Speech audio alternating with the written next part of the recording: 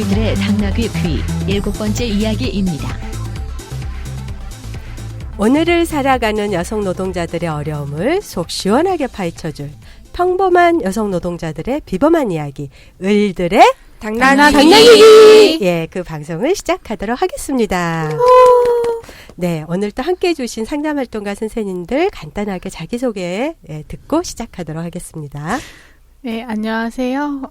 수원에서 온 순아리입니다. 저는 술과 여성 근로자들의 삶이 나아지기를 지향합니다. 술이 나아진다는 건 뭐예요? 술을 지향하는. 술을 지향하는. 네, 반갑습니다. 네. 네, 저는 부천에서 온 일과 육아와 생활하는데 어려움을 겪고 있는 삼중입니다. 네, 반갑습니다. 네, 안녕하세요. 저는 서울 여성노동자의 노마드고요. 뭐 특별하게 이렇게 오늘은 떠오르는 저에 대한 정의가 없네요. 네. 네. 네, 제가 해드릴게요. 목소리가 아름답다라는 평가가 있으십니다. 감사합니다. 네, 반갑습니다. 네. 저희가 저번에 그 여성과 임금 얘기하면서 남녀 임금 격차 그 요인이 남녀 임금 격차가 우리가 이제 OECD 1위인데 왜 이렇게 임금 격차가 큰지 그 연구 결과를 발표하신 분이 계셨잖아요. 그래서 한국여성정책연구원에서 계시는 김난주 연구위원님의 생생한 얘기를 들으려고 전화로 연결을 했는데 그 전화 상태가 별로 안 좋아서 듣기 어려웠다는 예, 저희는 들으면서 굉장히 정말 중요한 연구를 하셨구나 이제 이런 거를 같이 공감을 했었는데 참 안타깝게 듣기가 어려웠다고 합니다. 그래서 오늘은 그때 그 선생님이 그 얘기해준 남녀 임금 격차 요인 중에서 굉장히 중요한 연구 결과를 얘기를 해주셨기 때문에 그것에 대해서 좀 더 이제 얘기를 해보려고 하는데요. 예, 그때 얘기의 핵심. 남녀 임금 격차가 왜 발생하는지 그 연구 결과를 먼저 간단하게 얘기를 나누면서 오늘의 얘기를 시작해 보도록 하겠습니다. 네. 그 방송이 그렇게 상태가 안 좋았었다니까. 안타까워요. 너무 안타깝고 어렵게 네. 연결한 건데. 네네. 네.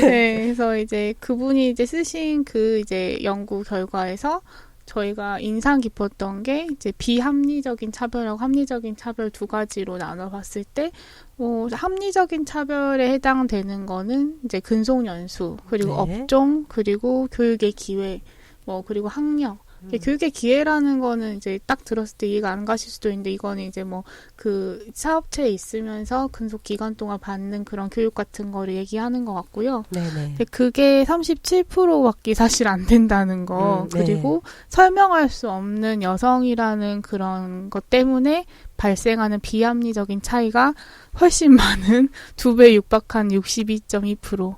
라는 거에 대해서 굉장히 놀랐었어요. 네. 그래서 오늘은 사실 저희는 합리적인 그 차별에 해당하는 이유에 대해서는 굳이 얘기를 할 필요는 없을 것 같고 비합리적인 차별에 사실 초점을 맞춰서 얘기를 해보면 좋을 것 같아요. 네. 예. 근데 이제 그 비합리적 차별에서 그때 이제 그 남성 프리미엄 그 63%에서 남성이기 때문에 프리미엄을 얻는 거는 3%고요. 여자라는 이유로 차별받는 게 나머지 60%를 구성을 했거든요. 그래서 저는 그 연구 결과도 여자가 차별받으면 당연히 이게 남성한테 프리미엄으로 갈 줄 알았더니 아니더라는 거예요. 그 프리미엄은 남성에게 가는 게 아니라 그냥 여자들은 차별받아서 저임금의 노동에 종사하게 되는 가게의 입장에서 보면은 그래서 아무도 이득을 보고 있지 않은 그런 상황이라는 것을 좀 확인하고 놀라웠었는데 그 비합리적 차별이 합리적 차별보다 2배 정도가 높은 거잖아요. 이게 어디에서 이런 비합리적 차별들이 있는 건지 이 비합리적 차별이 사실 없어져야 남녀 임금 격차가 이렇게 줄어들고 여성 노동자들도 그리고 이제 가정 내에서 남자 여자가 다 같이 살고 있는 거기 때문에 가게 수입도 좋아지고 그럴 것 같은데 그 비합리적 차별이 뭔지 오늘은 좀 그런 얘기를 나눠보도록 하겠습니다. 예, 이렇게 말씀 나누시다 보니까 미생 드라마가 생각이 나요. 네. 그 마부장님 아시죠? 네. 약간 성격 걸걸했던 네. 안 좋았던 그 마부장이 안영미 씨, 네. 그 여성 직원에게 그런 얘기 하죠. 내가 할 때까지 뭐 분냄새 맡아야 돼? 네. 이런 얘기 하잖아요. 이거는 같은 동료 보는 게 아니라 그냥 여성이죠. 음. 그러니까 아니 회의하면서 왜 문 냄새를 맡습니까? 회의를 맡아야지. 아니 회의를 해야지. 그렇지 않아요? 맞아요. 네, 자기가 잘못하는 거지.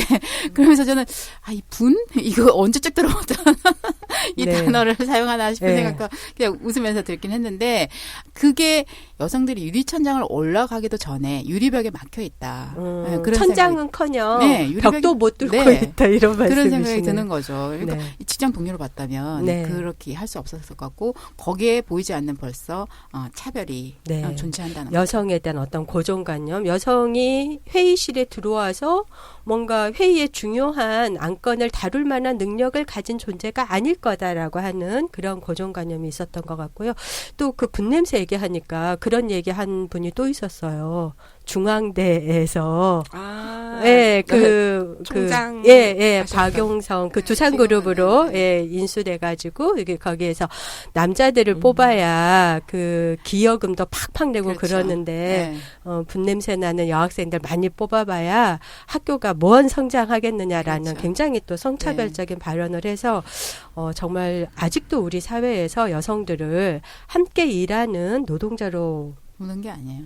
그런 것들. 네, 그냥 보조적인 존재, 왔다가 그냥 갈 수 있는 일하는 데서는 그런 존재로 보는 것 같아요. 네, 이런 게 비합리적 차별인 것 같다. 작년에 저희가 이제 심층 면접을 했었을 때 이 유사한 분이 계셨어요. 이분은 이제 전문 직종에 종사하시는 분이었는데 본인의 희망 부서는 그 기관의 핵심 부서였던 거죠. 그래서 이제 희망 부서를 써낼 때도 핵심 부서라고 썼고, 그러니까 몇 년 뒤 이걸 다시 이제 재배치를 할 때에도 계속 핵심 부서를 썼는데 자기는 계속 총무 파트에만 들어가게 됐다는 거예요. 근데 그 총무 파트에는 대부분 다 여성 직원들로만 구성된 총무 파트였고 자기가 원했었던 핵심 부서에는 발령이 안 났던 거죠. 그래서 왜 그러냐고 물어봤을 때 이 이제 업체에서 했던 얘기는 핵심 부서는 지금 다 남성으로 구성되어 있다. 그러니까 너가 이 핵심 부서에 들어오게 되면 여기는 출장도 많이 가는데 출장 갈 때마다 방도 2개 잡아야 되는 그런 어려움이 있다라고 얘기를 했다는 거예요.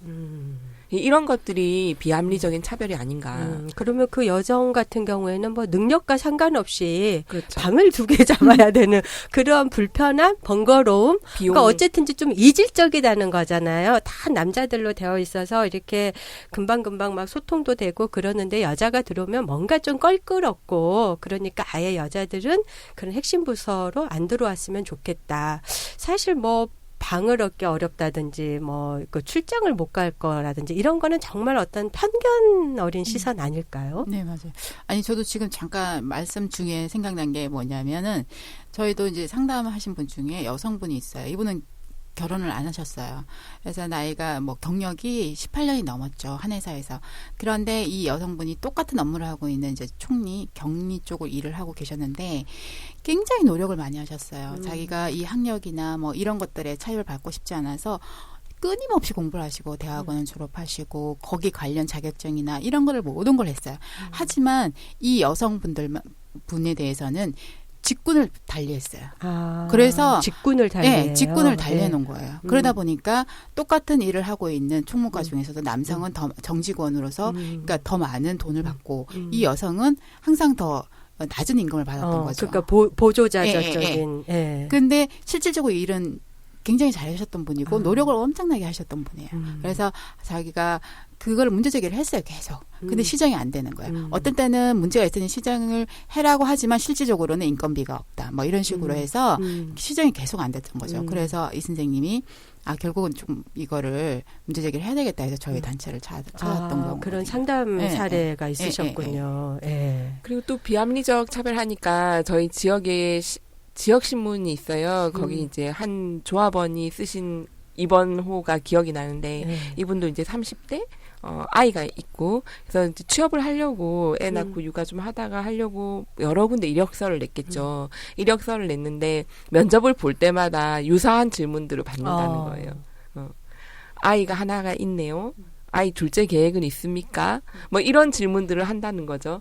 그러고 나서 이제 자기는 여기 일을 하러 왔는데 이런 질문들을 계속 받게 되고 그러고 찝찝한 마음으로 돌아가면 연락이 안 온다는 연락이 안 근데 이게 그 기사를 읽으면서 굉장히 공감을 했거든요. 그러니까 네. 저도 애를 낳고 뭐 이력서를 내고 했을 때 애 낳기 전에는 취업을 할 때 결혼 언제 할 거냐, 애인이 있느냐 이런 질문들을 면접 시에 받게 되는 거고 결혼 후에는 출산 계획이 있느냐, 둘째 계획이 있느냐 그리고 가장 인상 깊었던 것 중에 하나는 애가 아프거나 할 때 어떻게 할 거냐라는 질문을 받아요. 근데 같이 이제 면접을 여러 명이서 보게 되면 같은 연령대의 남성에게 애가 아플 때 어떻게 할 거냐라는 질문을 하진 않는 거죠. 남성에게는 그런 의무가 없다고 생각하는 그렇죠. 거죠. 예. 그러면은 정말 우리가 이제 뭐 저출산 시기에 뭐 출산이 중요하다라고 맨날 국가적으로도 얘기하는데 이런 임신, 출산, 육아에 놓여 있는 여성들은 그게 전부 개인의 몫으로 와서 결국은 차별을 받고 있는 거잖아요. 예. 미국이나 이런 데에서는 사실은 면접 채용 과정에서 이런 질문을 할 수가 없게 다 되어 있는데 너무나 버젓하게. 우리는 대부분 아마 여성들이 그런 질문을 받을 것 같아요. 네. 그러니까 여성 노동자로 보지 않는다는 생각이에요. 네. 예, 능력이나 이런 것으로 뽑는 것이 아니라 정말 얘는 잠깐 보조적인 인물로 뽑았다가 애 낳고 결혼하면 뭐 그만둘 사람이야. 그러니까 우린 그냥 생색내기 아니면은 그냥 형식적으로 뽑고 이렇게 그냥 갈 사람 존재이지 정식으로 노동자로서 인정해주지 않는 네. 거죠. 존중받지 못하고 그 있어요. 비합리적 차별이라는 게 여성을 능력에 따라서가 아니라 그냥 여성이기 때문에 아마 뭐 이러이러할 거다. 면접에서든지 또는 뭐 직장에 들어가서든지 상상 주변인 보조자의 역할로만 여성을 놓는 거 이런 것들이 이제 비합리적 차별이 아니냐라는 얘기를 해주셨는데 예, 순아리 님도 또 그런 사례가 있으시죠? 예. 네, 제 주변에 있는 이제 친한 언니인데 이제 세무직 공무원이에요. 아, 공무원이세요? 예. 예, 예. 그러니까 공무원이면 우린 보통 이제 그런 게 다 보장이 돼 있고 제도적으로 가장 편하게 쉽게 쓸 수 있는 그런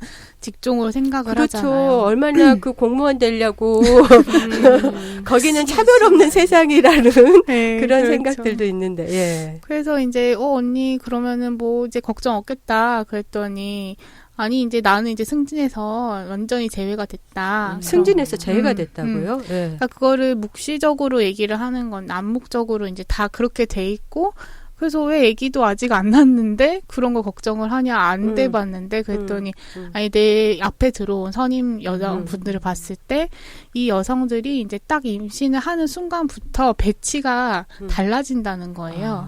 그러니까 인사이동은 항상 있고 부서 배치는 바뀔 수 있는 거니까 거기에 뭔가 이렇게 제기를 할 수는 없지만 임신했어 하면은 이제 한두 달 있다가 배치가 되면은 무슨 생뚱맞은 민원부서에 가 있던지. 아까 그 말씀하신 핵심 부서 못 간다는 거랑 비슷하네요. 네, 네. 그리고 남성이 많은 그 부서가 있잖아요. 어떻게 하다 보면은 근데 그 부서에는 절대 그런 여성 그 임신한 여성을 절대 주지 말라는 그런 서로 간의 그런 암묵적인 합의가 있는 거죠. 그래서 배척을 당하는 거예요. 왜냐하면 이 사람이 그럼 육아휴직 가거나 출산휴가 가면은 내가 이 사람 일을 해야 된다고 그렇게 생각을 하기 때문에 이 부서 일이 가중이 된다. 그래서 임신한 여성들이 이제 기피순위 일인 거예요. 그래서 그런 얘기 들었을 때 저런 직종에 저런 차별이 있다면은 또 다른 직종은 말할 것도 없겠다 이런 생각이 들더라고요. 네. 여성은 기피순위 1위인 데다가 이게 암묵적 카르텔이 진짜 무서운 거잖아요. 이렇게 뭔가 드러내놓고 공론화가 되면 뭐라고 항의도 할 텐데 속으로만 다들 생각하고 암묵적으로 여성들은 이 부서에는 못 들어오는 부서라는 걸로 해서 아예 승진을 꿈꿀 수 없게 그러면 뭐 노력할 이유가 없어지겠네요. 네. 아니 사회가 여성이 육아하도록 만들어 놓고 가사 네. 다 전담하도록 만들어 놓고 네. 또 여성 보고 네. 그 일까지 잘하라고 하는 거는 좀 너무 무리한 것 같아요. 기업에서 이런 것들을 귀찮아하는 것 같아요. 음. 그러니까 이 여성을 채용을 해가지고 얼마 뒤에 이 여성 결혼해서 임신을 하고 애를 낳으면 출산휴가 줘야 되고 육아휴직 줘야 되고 이런 것 자체를 그 당연히 해야 되고 당연히 배려해야 된다라고 생각하는 것이 아니라 귀찮아하고 번거로운 거라고 생각을 하고 그래서 여성을 공격하게 되는 이 문화가 분명히 존재하는 것 같고 그런 게 이제 그 비합리적인 차별, 그렇죠. 예, 우리 사회에서 지금 계속 바뀌지 않는 핵심이 바로 이제 여성이라는 이유로 핵심 부서에도 못 가게 하고 계속 주변과 보조자의 역할로만 머물게 하는 이제 그거가 이 비합리적인 차별의 핵심이 아닌가 그런 생각이 저는 드네요. 예. 근데 이제 아까 그 노마드님께서도 말씀하셨듯이 결국 여자들이 그러면 네가 성공하려면 네가 그런 뭐 유리벽도 뚫고 유리 천장도 뚫으려면 네가 노력해야지 뭐 그런 어떻게 하겠느냐라는 이제 그러한 사회적인 인식이 굉장히 강한 거잖아요. 그게 이제 여자들에게는 전부 이중 부담으로 오는 거죠. 예, 실제 노동시장에서 나가면 저임금인데 집안에 들어와도 똑같이 정말 그 집으로 퇴근하는 거죠. 예, 해서 출근하는 거죠. 예, 퇴근이라니. 그런 세상 살아본 적이 없는데 집으로 출근해서 똑같은 일을 또 그 노동 강도를 해야 되는 이제 그런 상황인데 이것과 관련해서 이번에 그 통계 발표가 난 게 있었죠. 우리나라 여성들이 얼마나 남성과 이 가사 노동이 분담이 되고 있는지 예, 그 통계를 좀 잠깐 소개를 해주시죠. 네, 가사 분담하는 면에 있어서 그 남성보다 여성이 5배 넘는 시간을 그 가사 노동에 쓰고 있다. 그래서 여성들은 평균적으로 3시간 5분, 남성들은 40분 정도 이렇게 되고 있는데 너무 많은 차이가 나는 것 같은 일을 하고 들어왔을 때도 그 가중되는 그 부담감은 5배가 난다는 거잖아요. 지쳐가지고 여자가 어디 가서 제대로 그 다음에 이게 그러니까 그 기업의 변화라고 하는 거가 가정에서의 변화가 같이 이게 지금 동반되어야지 안 그러면 계속 여성들은 빈곤에 빠질 수밖에 없는 그런 상황인 것 같아요. 네, 그 통계 재밌는 게 있잖아요. 네. 남편이 지방으로 파견 갔더니 집안일이 1시간 줄었더라. 그러니까 여성들이 그동안 남편 일까지 다 해준 거예요. 그러니까요. 네. 네. 그 1시간 일에 아마 뭐 다림질도 셔츠 다림질도 있을 거고 식사 수발도 있을 거고. 그래서 예전에 그 여성주의 강의 들을 때 그 네. 선생님 그런 말씀 하셨거든요. 내가 아는 사람이나 친구가 누가 도시락을 싸주면 고맙습니다가 당연히 나온다는 거예요. 그런데 아내가 해주는 거에 대해서 너무 당연한 거야.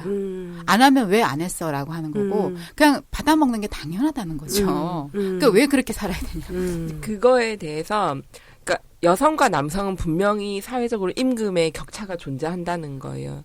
존재한다는 거고 가정 내에서 그래서 나도 일을 하지 않느냐라고 여성이 얘기했을 때 너하고 나의 급여 차이를 봐라. 너가 하는 거는 네가 좋아서 나가서 하는 너가 사서 하는 고생으로서의 일, 네가 취미 삼아 하는 일인 거고 내가 하는 노동은 하기 싫지만 가족을 부양하기 위해서 어쩔 수 없이 하는 아주 막중한 책임감의 노동이라는 거죠. 그러면 남성의 노동은 막중한 책임이고 가족을 먹여 살리는 성스러운 노동이고 여성이 나가서 일하는 건 취미인 거예요. 네가 사서 하는 고생이다. 사서 하는 고생이다. 그러면 정말 그렇게 지금 한국 사회에서는 남성들도 다 고용 불안에 시달리고 남성들도 지금은 이제 그 임금도 굉장히 낮은 수준에서 있어서 대부분은 남성만의 수입으로는 살아가기 어려운 상황 아닌가요? 그렇죠. 그런데 분명히 남녀의 임금 격차가 존재하기 때문에 이런 문제들이 결국은 한 가정이라는 테두리 안에 들어오게 되면 남성과 여성의 대립으로 나타나는 거예요. 그런데 과연 이러한 이득, 그러니까 남녀의 임금이 차이가 나고 여성의 가사노동이 어떤 비용이 지불하지 않는 이거에 대한 책임 혹은 이 이득을 누가 가지고 가는가 우리는 그런 것들을 생각해 볼 필요가 있지 않을까요? 네, 어떻게 생각하세요, 순나리님? 아직은 미혼이신데. 네. 그러니까 저는 이런 것 때문에 결혼을 못하겠어요. 아니 진짜로 이게 반은 농담일 수도 있는데 그러니까 저는 사실은 가사노동을 싫어하지 않아요. 그러니까 제가 이제 제 개인적인 성향은 하지만 내가 이걸 꼭 해야 되고 예를 들어서 당위적으로 원해서 하는 게 아니라 내가 필요해서 하는 게 아니라 어떤 남편이나 아니면 다른 가족을 때문에 내가 해야 한다면 그거는 달라지는 거라 생각이 들거든요. 그러니까 뭐 가족 위해서 하는 건데 뭐 그 정도는 하는 거 아니야라고 인식을 하는 분들이 많이 있잖아요. 근데 그런 것들 자체가 인식이 좀 잘못된 것 같고 그리고 이런 것 때문에 사실 결혼 안 하는 친구들이 많아요, 주변에. 그러니까 저는 그러니까 실제로 오래 만난 커플을 봤을 때도 제 친구들 중에서 지금 결혼하지 않고 미루고 있는 그런 유보하는 애들은 다 아니 여자들은 솔직히 결혼하기 전이 훨씬 편하다. 남자들은 결혼하는 게 훨씬 편하다, 우리나라에서. 근데 내가 왜 지금 이 편한 생활을 포기하고 내가 그 남편이라는 사람의 그 종속이 돼야 되느냐.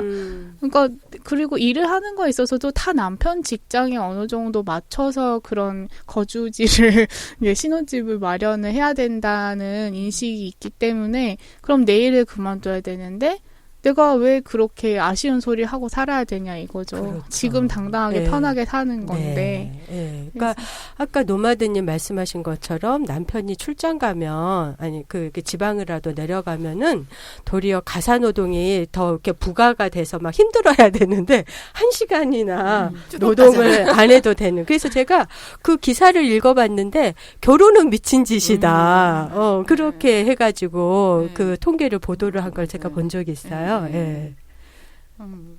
그 보면은, 그러니까 내가 그 별거 할 때 한 54분이 줄었다고요. 네. 만약에 이제 남편이 출장이나 뭐 아니 출장 아니라 파견을 해서 장기간 지방으로 갔을 때 이제 시간이 줄었는데 제가 예전에도 얘기했지만 저 친구 같은 경우에 남편이 지방 저 밑으로 파견 가 있었어요. 네. 그러니까 이제 남편이한테 해줄 일이 줄고 아이들만 있으니까 오히려 더 편하다는 거예요. 더 챙겨줄 사람이 없어서. 네.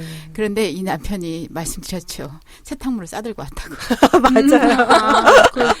근데 또 이렇게 얘기하면 분명히 반론을 제기하시는 분들이 있는 거예요.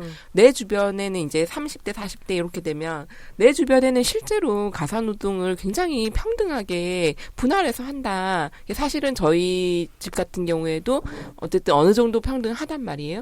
그래서 이제 그런 얘기를 하면서 오히려 남성이 가사 일을 더 많이 하는 가정들도 많다. 이제 자기 주변을 보면. 그래서 그런 얘기를 하면서 이거는 너무 이렇게 나이 든 세대들의 통계가 반영이 더 많이 된 게 아니냐라고 이렇게 반론을 제기하시는 분들도 계세요. 네. 근데 이거 관련해서 언젠가 그 공중파 방송에서 이거 실제 그 팩트 체크 같은 걸 했던 방송이 있었던 걸로 제가 알고 있어요. 네. 네. 그 한국 남편들의 가사 분담 네, 말씀하신 거죠? 네. 예. 거기에서도 나와 있는데 제가 진짜 놀란 게 역시 결혼을 해서는 안 돼요. 왜냐하면 제가 이제 30대 이제 초반이라고 우기고 싶은 중반인데, 제가 만날 나이가 이제 젊으면 30대가 될 수도 있잖아요. 그래서 전 젊은 남성 하고 결혼하고 싶지만, 이 30대들이 오히려 이 평균치를 깎아먹고 있고, 30대가 평균치를 깎아먹어요. 네, 사실은 남녀 평등이라는 주제가 제가 그래도 학교 다닐 때부터 계속 강조가 돼 왔고, 여성들이 그런 여러 가지 열악한 상황이 있다는 거에 대해서 문제 제기는 되어 왔었던 세대인데도 이 30대가 이 세탁 시간이나 가사 분담률이 가장 낮다. 이런 것들을 봤을 때 아직 갈 길이 멀고 결혼을 하면 안 되겠구나라는 생각이.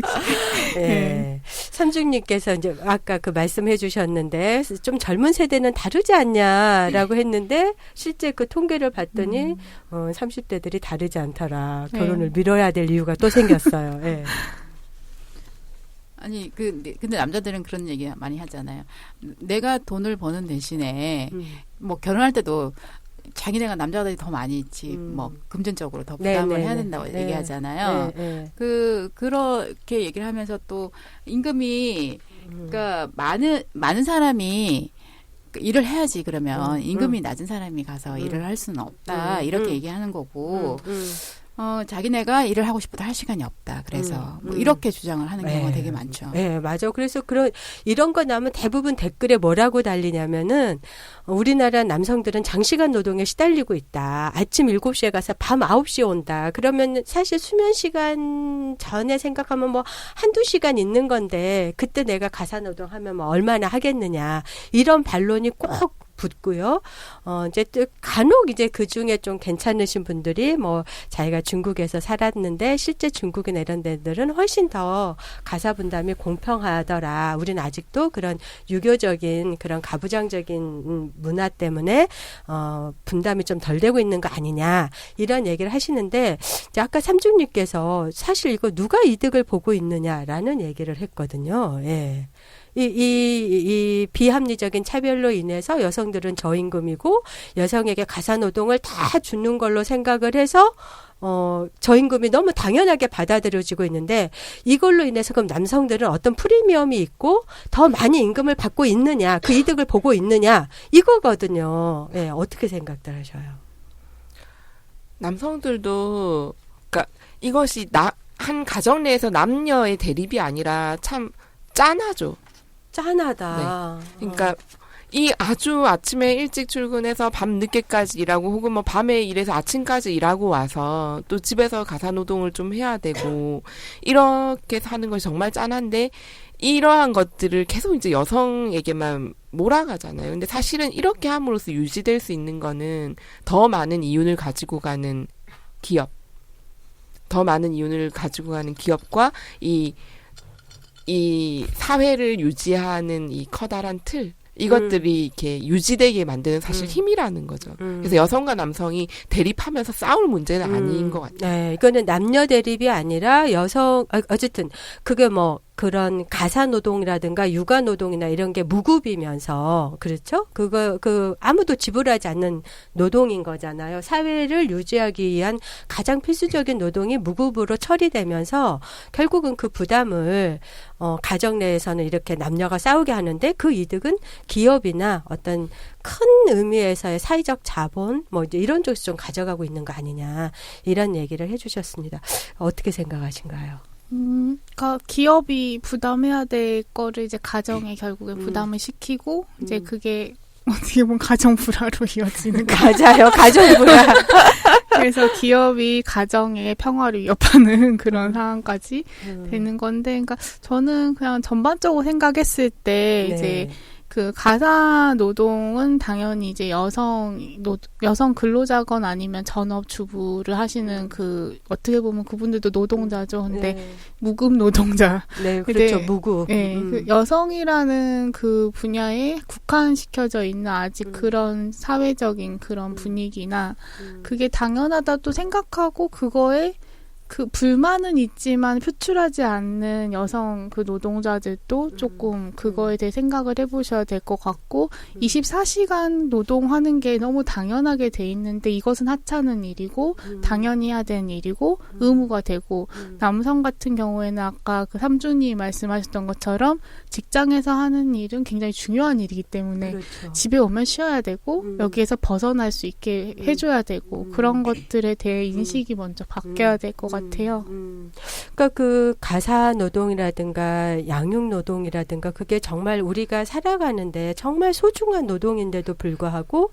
이게 무급이기 때문에 아무도 이거를 책임지지 않기 때문에 여성들은 계속 그 노동에 무급을 하면서 밖에 나가서 일을 해야 되니까 더 짧은 노동을 해야 되고 시간제 노동을 해야 되고 여자들은 그래서 뭐 이중부담 또는 뭐 슈퍼우먼 또는 애를 키우는 엄마들 같은 경우에는 애를 제대로 못 돌본다는 죄책감 막 이런 것에 너무 힘들게 되고 남성들은 여성들이 저임금이기 때문에 장시간 노동에 매이게 되는 그런 거가 지금 이 남녀 임금 격차에서 나오는 그 비합리적 차별 때문에 벌어지고 있는 상황이 이런 거 아닌가요? 네. 네. 네, 맞습니다.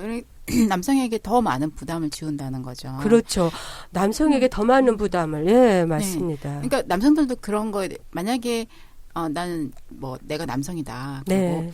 아내가 금전적으로 이제 직장 다니고 나와 비슷한 임금이라던가 아니면 약간 둘이 생활 가능한 생활하고 조금 저축하고 네. 아이 교육시키고 네. 이런 게 된다라면은 지금까지 자기 혼자서 그렇게 짊어지려고 안 해도 될 것 같거든요. 맞아요. 그래서 그러면은 가족 간의 시간 이런 걸 해서 하면은 서로 분배할 수 있는 뭐 이런 건 좀 역할을 좀 더 많이 나눌 수 있는 거는 되지 않을까 싶어요. 남자들도 정말 장시간 노동에서 벗어나고 싶어 하지 않나요? 네. 제가 최근에 그 내일을 위한 시간이란 영화를 봤어요. 그 영화에 보면은 우울증을 겪는 아내의 이 어떤 노력 같은 걸 다룬 영화인데 저는 거기를 보면서 이 남편의 역할이 굉장히 눈에 들어오는 거예요. 이 남편이 식당에서 뭐 요리를 하는 직업 같은데 오후 되면 맞춰요. 오후 되면 맞췄고 하루 중에도 이 우울증을 겪는 아내랑 몇 차례를 만남을 가지는 거예요. 근데 우리나라와는 완전 다른 거죠. 너무 다르네요. 근데 거기도 이제 거기에서는 뭐 저소득 그렇게 부유한 계층은 아니었지만 어쨌든 하루에 몇 차례의 만남을 가져서 이야기를 할 수 있고 이 아내의 활동을 함께 해주기 위해서 퇴근 이후에 해가 떠 있는 시각에 함께 다녀줄 수 있는 이 이질적인 시간들을 본 거예요. 우리나라에서는 이것이 불가능한 다는 거죠. 해지기 전에 들어오면은 그냥 자죠, 남자들이. 소파에 누워있고, 여성은 밥하고, 집안일하고, 이런 구조잖아요, 지금. 그렇죠. 그러니까 누구도 행복하지 않아요. 이게 그 여성에 대한 그 비합리적인 차별로 인해서 여성의 저임금을 당연하게 하는 이 구조 속에서 결코 남자도 이득을 보고 있지 않다. 여자는 더 말할 것도 없고, 그래서 이거를 바꾸려면은 여성들의 임금이 올라야 된다. 이 임금 격차가 줄여서 여성들의 임금이 올라야 가정이나 이제 기업이나 사회에서도 정말 좀 더 우리가 인간답게 살 수 있는 그런 삶의 변화를 가져올 수 있지 않을까 이제 그런 생각이 드는데, 잠시 상상으로 우리가 만일 최저임금도 오르고 남녀 임금 격차도 반으로 이제 뭐 완전히 뭐 없어질 수는 없지만 절반으로라도 준다면 어떠한 변화들이 있을지 서로 좀 상상해 보면서 얘기를 나눠보도록 하겠습니다. 예. 그냥 결혼하시려나 순아리님? 그때는 결혼해 있겠네요. 이제까지 못했던 걸 다 그런 것으로. 근데 그냥 상상해 보자면은 가정에서는 만약에 그런 게 이제 이루어진다면 사실 그러니까 가사 일을 좋아하는 남성도 있거든요. 네. 그래서 그런 남성들이 가사 일을 열심히 하고 네. 또 여성들은 또 이제 그런 것들에 이제 또 행복감을 느낄 수 있잖아요. 지 입장이 그렇죠. 바뀔 수 있는 거거든요. 네. 근데 좋아하고 잘하는 사람이 하고 또 그거에 대해서 어느 정도 평등하게 그게 충분히 상의가 돼서 이루어진다면은 그러니까 어느 정도 불만이 없이 하면은 행복한 가정이 되지 않을까. 네, 아까 가정불화 얘기했는데 예, 가정불화를 벗어날 수 있을 것 같다. 예, 또 삼중님은? 인간다운 삶에 대한 상상을 막 하게 되는데 하루에 한 6시간 정도 일을 하고 좋은 집이 아니어도 이렇게 뭐 월세나 전세나 이런 걸 걱정하지 않고 그러니까 내 한 몸을 뉘을 수 있는 작은 공간이 있고 그다음 내가 하루에 하고 싶은 일들을 할 수 있고 내가 소중하게 여기는 사람들하고 여행도 다닐 수 있고 내 아이를 어린이집에 아침에 일찍 맡기고 저녁에 늦게 데리고 오면서 우는 모습을 보지 않아도 되는 그러면서도 이 사회가 돌아갈 수 있다라는 어떤 생각? 상상만으로도 너무 행복한 것 같고 제가 제 이제 남편이나 이런 장시간 노동에 일을 하는 남성들을 보면서 제일 안쓰러운 것 중에 하나가 여성들도 마찬가지겠지만 일 이외의 다른 삶을 생각하고 누릴 수 있는 시간적인 거나 경제적 여유가 너무 없다는 거예요. 그럼 과연 그 사람의 인생이 누구를 위해서 살아가는 인생인가? 그렇죠. 노동하기 위해 태어난 게 아닌데. 그렇죠. 네. 그런 생각을 하게 되네요. 네.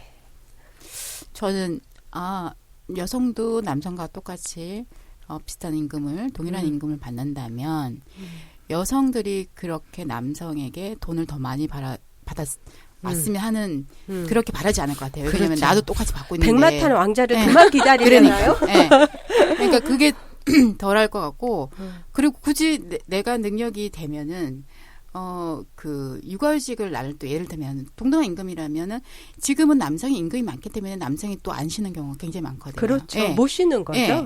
그래서 돈에 의해서 내 선택권이 박탈당하는 것이 아니라 그럴 때는 진짜 아까 순아리님이 말씀하셨듯이 내가 육아직 쉬고 싶은 사람이 쉬는 거고 네. 뭐 이런 선택권이 주어지지 않을까. 네. 예. 네. 더 많은 선택권이 우리한테 주어질 네. 것이다. 네. 이런 생각을 합니다. 네. 사실 자유롭다는 것은 선택의 범위가 넓어지는 거잖아요. 어떤 것을 선택하는 것 같지만 실제로는 그거밖에 길이 없다면 그건 선택이 아니죠. 근데 지금 여성들은 대다수는 뭐 그렇게 백마탄 왕자를 만날 수도 없고 대부분 다 지금 맞벌이 하잖아요. 한 50%가 맞벌이 한다고 통계청에 나오는데 여성들은 그래서 그런 저임금 노동에 가사와 양육의 이중부담에 남성들은 장시간 노동이어서 어떤 가정도 그리 행복하지 않은 모습을 살아가는 게 오늘을 살아가는 이 한국의 가정의 모습인 것 같고요. 그런 측면에서 봤을 때 남녀 임금 격차를 줄여서 그런 비합리적인 차별을 줄여서 남녀가 좀 동등하게 임금을 받는 게 가정도 행복하고 기업도 행복하고 사회도 행복한 길이 아닐까 그런 생각을 해봅니다. 오늘의 방송은 여기서 마치겠습니다. 수고하셨습니다.